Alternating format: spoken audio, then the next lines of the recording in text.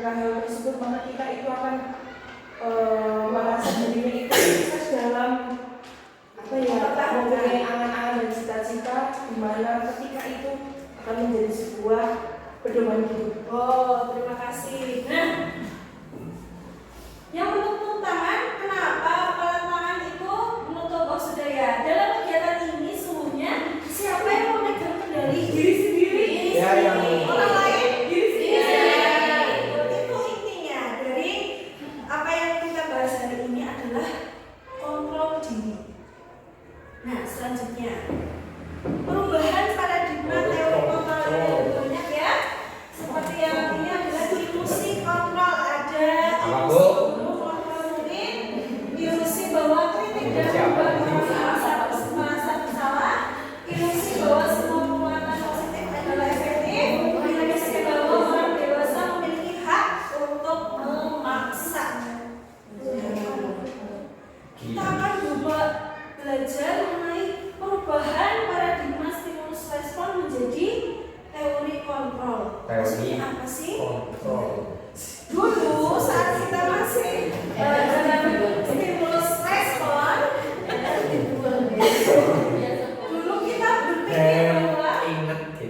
Coba Kak Denny, kita dulu berpikir bahwa apa yang pertama kita mengubah ya kita berusaha untuk mengubah orang lain.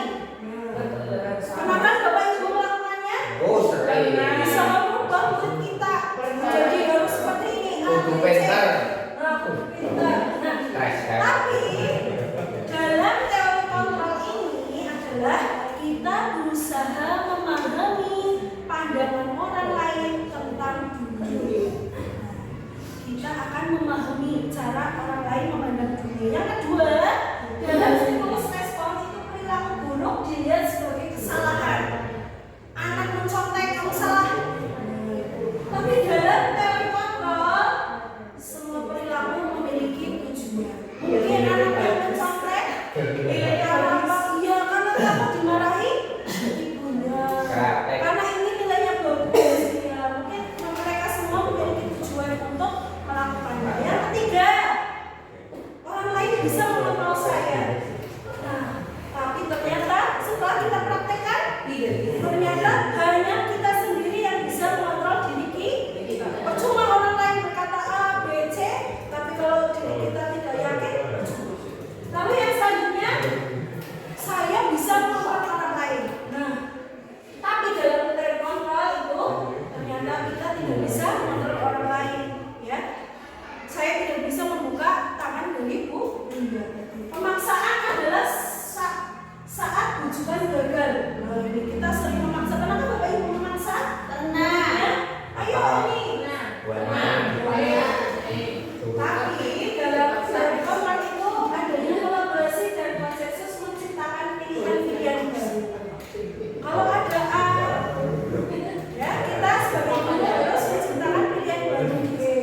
Anak-anak, kalau kamu seperti ini, coba hal baru ini yang lebih baik. Nah, kita tidak boleh menyalahkan anak.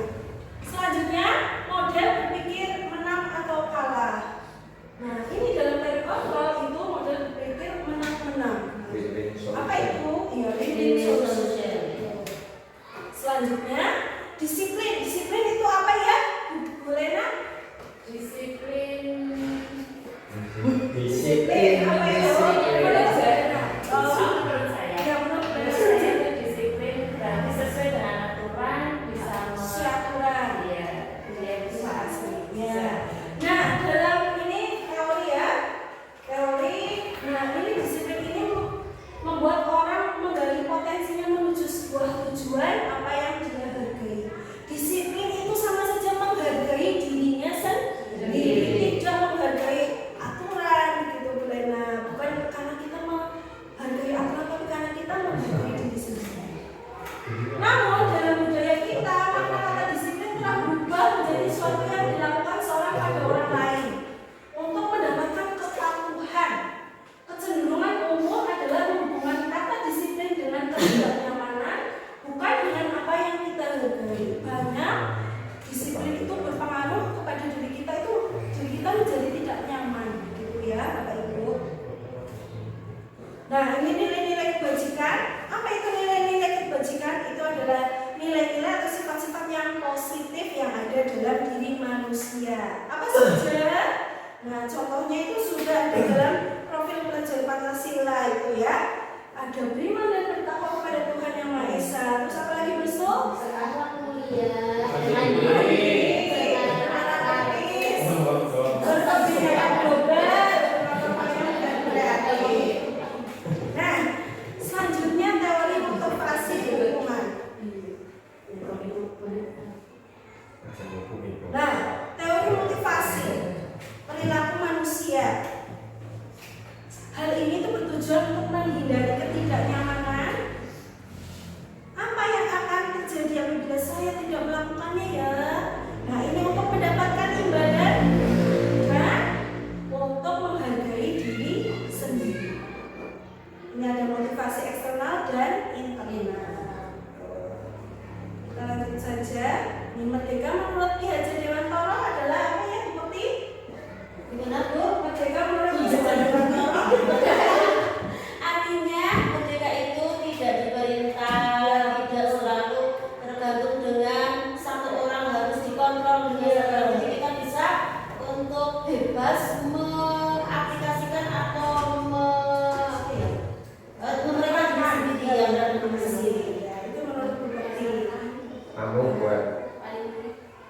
Nanti. Nanti direkam ya. Nah, tadi Pak Denny menjawab bahwa penghargaan itu dapat apa Pak Denny? Penghargaan Tidak dapat mendisiplinkan. mendisiplinkan murid. Betul. Nah, kita kan baca dihukum oleh penghargaan. Apakah Bu Wida setuju bahwa penghargaan itu dapat menghukum muridnya? Setuju. Setuju? Kenapa? Kalau Bu Wida bagaimana? Diberi penghargaan, diberi hadiah, kok malah menghukum ya? Iya. Kasihan yang lain, kasihan teman yang lain yang tidak dapat penghargaan. Oh, akan menimbulkan diri. Akan menyakiti perasaan. Betul sekali. Saya tidak setuju ya. Baik, terima kasih. Nah, ini bentuk kebijakan ya. Ketika ada bentuk-bentuk dari kebijakan itu diantara lainnya adalah secara khusus pribadi semua murid konsisten dan proses. Nah, contoh pengakuan atau apresiasi. Misal ketika Bu Nuno ingin mengapresiasi muridnya, ini ada contoh kata-kata atau kalimat yang dapat digunakan. Ya. Kemarin saya perhatikan rasa empatimu besar sekali pada saat menolong murid baru di kelas kita. Nah, jadi ada pembuka, nilai kebijakan, dan situasi apa yang ada pada saat itu. Ada lagi, saya menghargai kepedulianmu pada saat kamu membantu teman-temanmu di tugas kelompok. Gitu. Jadi tidak semua penghargaan itu dalam bentuk barang. Bahkan kata-kata itu sangat ya penting atau sangat bermakna. Pernahkah Bapak Ibu dulu pernah diberi penghargaan oleh gurunya? Nah, kata-kata yang masih Bapak Ibu ingat hebat. Oh hebat. Terus apa lagi? Hebat. Masih ingat ya Bapak Ibu?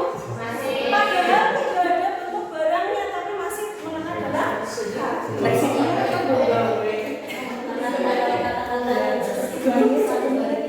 iya, kata-kata kan sifat dalam seseorang. Nah, selanjutnya perbedaan hukuman dan konsekuensi. Hukuman dan konsekuensi itu ternyata berbeda Bapak Ibu. Hukuman itu sesuatu yang menyakitkan, ya harus terjadi. Kebanyakan hukuman itu akan menyakiti orang yang dihukum. Kita sebagai guru kita akan menyakiti muridnya kalau kita memberikan hukuman. Tapi beda dengan konsekuensi.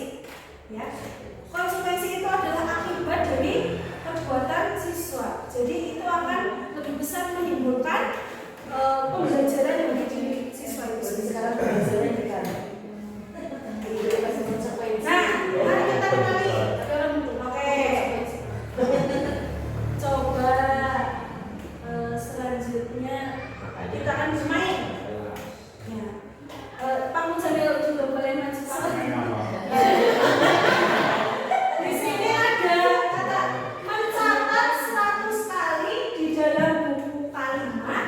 Saya tidak akan terlambat lagi karena terlambat ke sekolah Pak Mujamil. Jadi ada anak terlambat ke sekolah, nah guru itu memberikan hukuman dengan mencatat, suruh mencatat. Saya tidak akan terlambat lagi sama sekali. Ya. Menurut Pak Mujamil ini adalah sanksi atau hukuman? Diklik Pak. Ada. Ini asik. Ya saya juga belajar di LMS itu asik. Ya mencatat 100 kali itu menurut Pak Mujamil sanksi atau hukuman? Sama saja.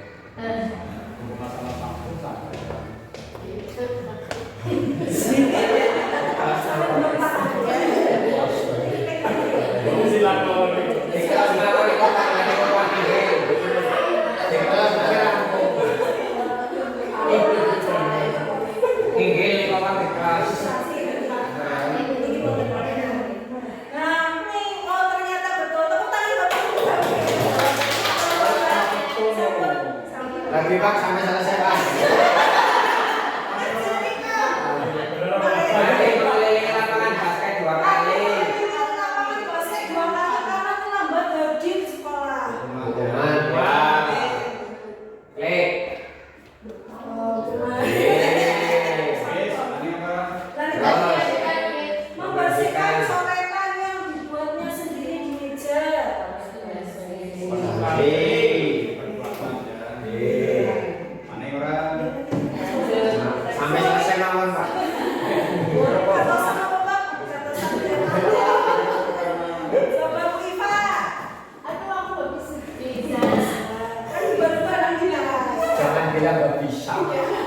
coba. Ancaman adalah itu. Ini prima 1, 2 yang angkat. Murid diminta untuk push up 15 kali karena tidak menggunakan masker. Hukumannya teman-teman ya. Ya. Coba. Oh, iya. Sudah pakai satu lagi nggak apa-apa. Menggantikan kertas tugas Kasih. teman yang telah dicoret-coret. Kasih. Terima kasih Prima. Pakai ini. Berjalan sebagai pemain basket selama 12 siang. Hukuman. Oke betul. Boleh diminta telanjang. Kaki. Ya, apa? Karena menggunakan sepatu rapi. Oke. Berdiri di depan kelas sambil mengangkat satu kaki. Ada sedikit gaya plus, nanti pakai plus berapa? Membersihkan sembarangan di meja tulis tersenggol pada saat belajar. Konsekuensi. Terima kasih. Ada lagi kah? Oh masih ada. Yuk kita jawab bersama-sama. Kehilangan 10 menit jam istirahat untuk mengerjakan tugas karena terlambat transaksi. Konsekuensi.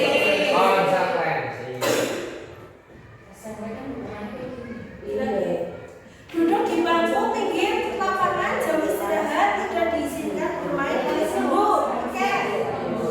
Hukuman.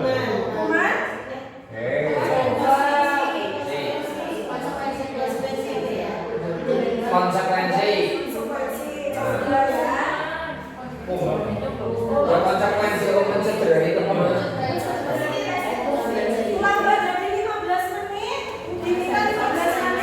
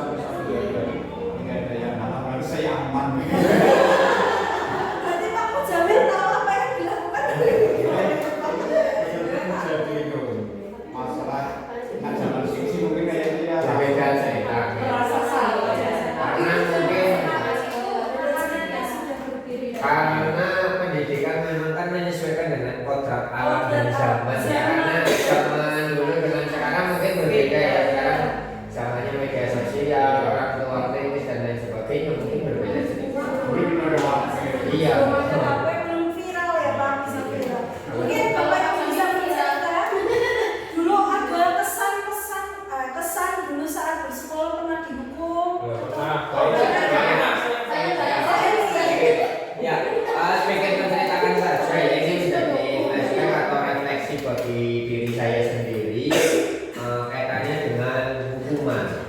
Artinya segala sesuatu kita yang di sini pasti pernah mengalami menjadi seorang murid. Dan ketika kita menjadi seorang murid pasti ada suatu peristiwa atau kejadian yang sampai saat ini itu terkenang, tidak pernah lupa, berkaitan dengan guru kita ya, baik itu hal yang menyenangkan, kemudian hal yang tidak menyenangkan atau sebaliknya. Dan itu yang menjadi kacamata saya ketika sekarang saya memberlakukan ke murid saya. Artinya hal-hal yang ketika hal itu ternyata terngiang bahwa itu menyakiti dan itu tidak baik, menimbulkan rasa dendam saya ke guru ataupun sebaliknya, itu yang saya lakukan sekarang. Artinya dengan tadi yang disampaikan oleh Bu Elma kaitannya dengan konsekuensi ini memang sangat tepat untuk bisa diaplikasikan di sekolah kita. Artinya jangan sampai kita bisa membuat siswa senyaman mungkin ya kaitannya dengan ketika siswa berbuat salah, bahwa sejatinya setiap manusia pasti tempatnya bersalah. Tapi bagaimana cara kita sebagai seorang guru anak tersebut menyadari akan kesalahannya dan bisa memperbaiki atau mengevaluasi diri supaya tidak berbuat salah yang demikian tadi. Mungkin seperti itu. Betul sekali, itu poin dari Pak Tony. Poinnya adalah bahwa anak itu sadar bahwa dia melakukan kesalahan dan dapat memperbaiki kesalahannya menjadi hal yang lebih baik dan tidak akan mengulangi kesalahan tersebut. Nah, contoh saya mau bercerita dulu. Saya waktu pelajaran kimia di SMA. Itu yang namanya dirubah juga berceritakan. Yang alhamdulillah. Jadi saya dan teman saya ini tanda nama itu rebutan penggaris. Ya, rebutan penggaris. Rebutan pacar apa?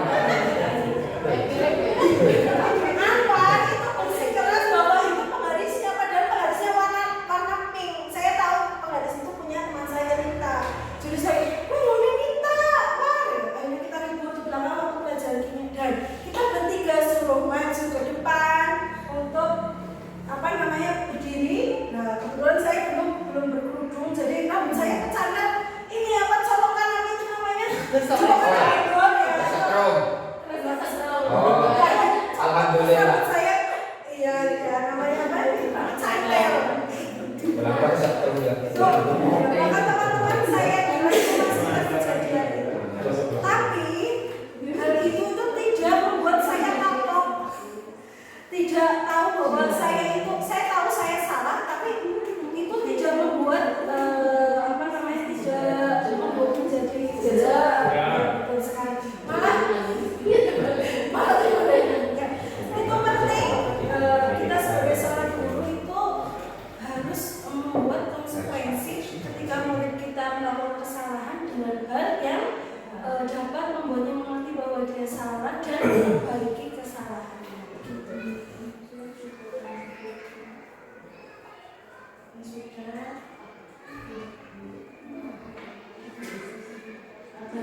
Selanjutnya restitusi. Apa itu? Nah, restitusi. Pernahkah Bapak Ibu mendengar restitusi? Nah, restitusi adalah proses menciptakan kondisi bagi murid untuk memperbaiki kesalahan mereka, sehingga mereka bisa menjadi kembali pada kelompok mereka yang karakter lebih kuat. Nah, tadi konsekuensi itu tujuannya adalah melakukan restitusi. Ini adalah ciri-ciri restitusi ya. Bukan untuk menebus kesalahan, memperbaiki hubungan, tawaran, menuntut untuk melihat ke dalam diri dan lain sebagainya. Keyakinan kelas. Apa itu keyakinan kelas? Kesepakatan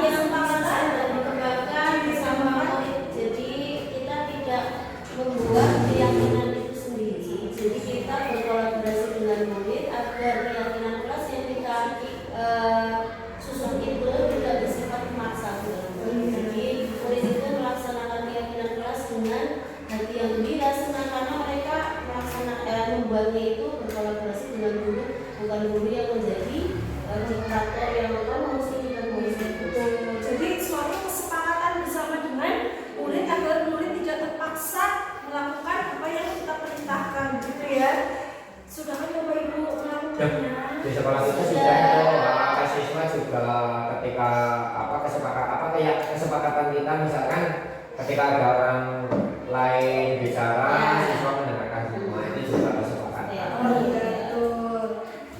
Selanjutnya, nah ini contoh kesepakatan kelas, ya. Kami guru dan murid yang saling menyayangi. Kok ada guru dan murid? Nah, ternyata kesepakatan kelas itu berlaku bagi guru dan juga murid. Kami murid yang semangat belajar. Kami murid yang peduli dengan teman-teman. Nah, itu contoh kesepakatan kelas. Nah, contohnya selalu kembalikan buku ke tempatnya. Ini ada nilai kebajikan di dalamnya, yaitu tanggung jawab dan disiplin. Coba yang kedua, dilarang mengganggu orang lain. Kira-kira yang nilai kebajikannya apa ya?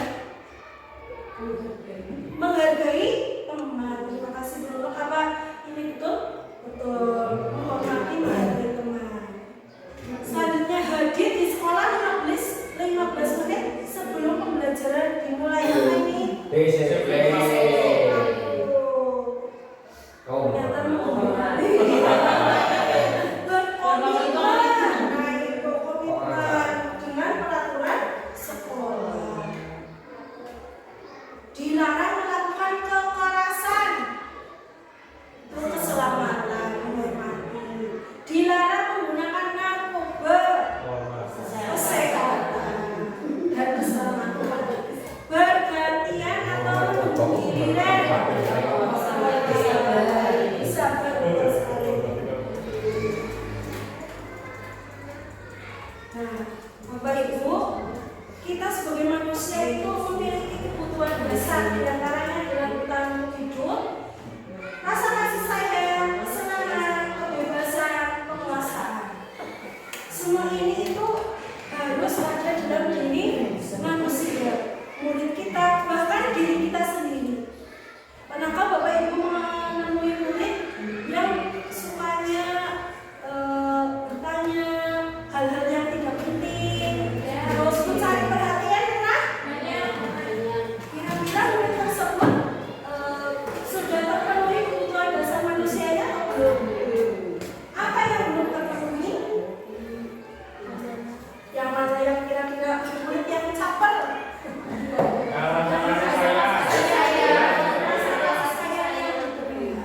Jadi guru itu tidak hanya menyampaikan ilmu, tapi harus memenuhi semua kebutuhan dasar manusia. Begitu berat tugas kita, ya, Bapak Ibu. Tapi kita memang harus melakukan. Bagaimana caranya? Caranya adalah dengan menerapkan posisi kontrol. Posisi kontrol itu ada 5 sebagai pembuat rasa bersalah, teman, pemantau, dan manajer. Coba Bu Wida kira-kira ada di posisi yang mana? Manajer. Harusnya manajer. Ya, Bu. Tapi kita kan juga manusia, ya, Bu. Apa bonet pemantau? Pemantau ada Siapa?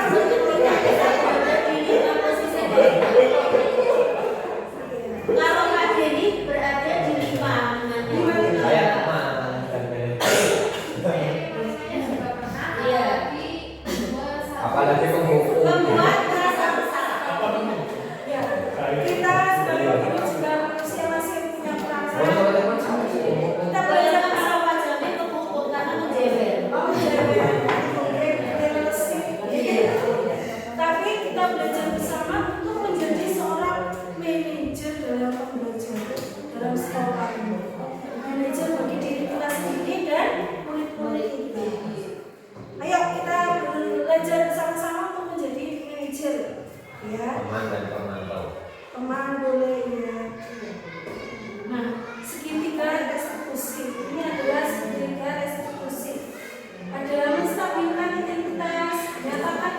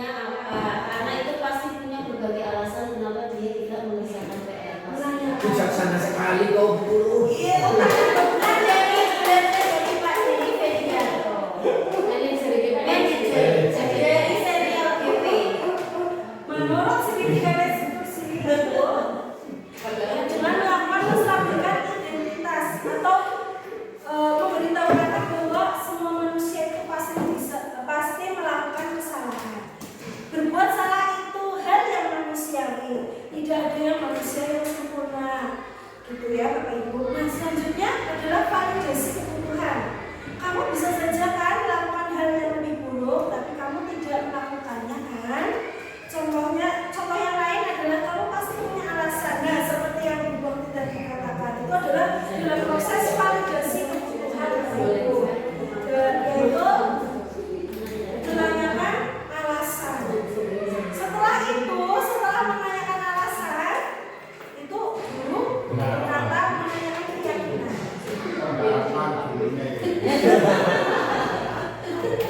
Nah, ya murid ditanya, apakah kamu sudah melanggar kesepakatan kelas kita? Kesepakatan apa yang dilanggar oleh kamu? Nah, itu adalah menanyakan. Adakah pertanyaan Bapak Ibu? Siapkah Bapak Ibu? Luar biasa presentasi yang ditampilkan oleh Bu Elma. Semoga ini bisa diterapkan di sekolah kita. Nah, itu harapan saya ingin berubah menjadi lebih baik dan mari kita belajar untuk berubah menjadi lebih baik, menghindari hukuman, tapi jangan dibiarkan siswa yang melakukan salah, tapi dengan diberi apa itu tadi yang sesuai, yang bisa memberikan pembelajaran bagi murid dan agar murid tidak melakukannya lagi. Terima kasih Bapak Ibu atas waktunya. Mohon maaf sekali apabila ada tutur kata yang salah. Semoga kita pembelajaran ini bermanfaat untuk kita semua. Wassalamualaikum warahmatullahi wabarakatuh. Waalaikumsalam warahmatullahi wabarakatuh. Dirancang sama Fasil, sama Brenda. Belum laku ya kok. Terus tulis daftar. Betul serius ini kan pakai gitu ya. Ini kok sih mau kirim ini ya betul ya surat-surat yang ada surat-surat sudah masih saya mundur. Ya kayak orang bikin kayak gini terus kita nyontoh. Saya udah dibuatkan tadi. Itu pepet. Mana cek yang pepet.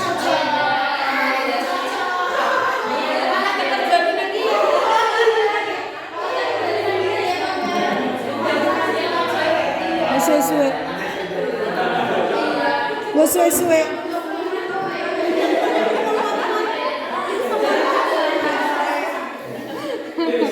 Sukses ya Elma. Udah, ini lagi nggak suwe-suwe. Siapa pakai garis